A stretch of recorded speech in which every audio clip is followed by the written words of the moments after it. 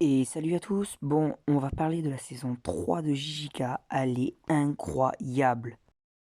Déjà, on a l'entrée de Yuta Okotsu, c'était incroyable, là, une des meilleures entrées.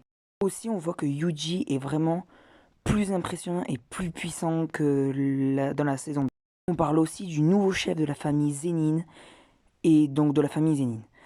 Durant le combat, ben, déjà vous voyez donc cette image. Durant le combat, c'était incroyable. Comment il utilise le katana et tout, c'est incroyable. Et aussi les règles de la traque meurtrière, c'était incroyable, vous allez voir. Déjà, première règle, après s'être éveillé à son pouvoir, un joueur a 19 jours pour annoncer sa participation à l'une des arènes.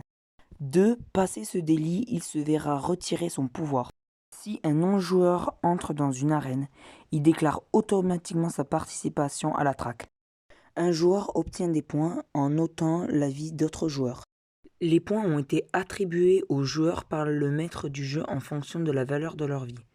Un exorciste rapporte 5 points tandis qu'un non-exorciste en rapporte 1. Un joueur peut dépenser 100 points pour négocier avec le maître du jeu et ajouter une règle à la traque. Le maître du jeu acceptera toutes nouvelles règles tant qu'elles ne perturbent pas la poursuite du jeu. Un joueur se verra retirer ses pouvoirs si ses points n'ont pas varié pendant 19 jours après son entrée ou après l'obtention de points.